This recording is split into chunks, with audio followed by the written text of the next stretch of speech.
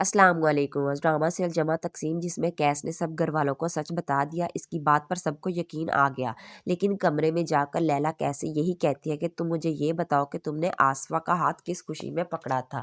Case تو لیلا کی بات سن کر حیران ہو کر یہی کہتا ہے کہ تم بھی اکمل بائی کی باتوں پر میں آ گئی۔ ان کی تو پرانی عادت ہے بات کو بڑھا چڑھا کر کرنے کی۔ تو لیلا نے بھی آگے سے یہی کہا کہ کچھ تو ہوگا، کیونکہ دھواں وہیں سے اٹھتا ہے جہاں چنگاری ہوتی ہے۔ سچ سچ بتاؤ کہ کیا چل رہا ہے۔ کیس بھی لیلا کو بتا دے گا کہ میں نے آصفہ کا ہاتھ نہیں پکڑا تھا، بلکہ اس نے مجھے تسلی دیتے ہوئے میرے ہاتھ پر ہاتھ رکھ دیا تھا۔ اب لیلا اور کیس سب گھر والوں کو بھی خوشخبری سنا دیں گے، جسے سن کر کیس کی والدہ تو بہت خوش ہوتی ہے۔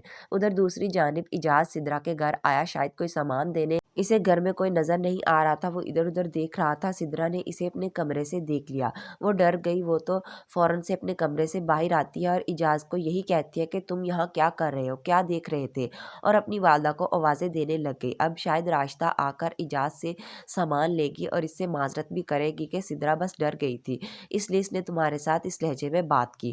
اب مجید بھی کچھ دن بعد جب گھر واپس آئے گا تو راشدہ بھی مجید سے بات کر لیتی ہے اور یہی کہتی ہے کہ ہمیں سدرا کی شادی اجاز سے کروا دینی چاہیے، کیونکہ اجاز کے آگے پیچھے تو کوئی ہے نہیں، اس لیے اسے سدرا سے شادی کر کے ہمارے ساتھ رہنے میں کوئی مسئلہ نہیں ہوگا، اور ویسے بھی مجھے لگتا ہے کہ وہ سدرا کو پسند بھی کرتا ہے۔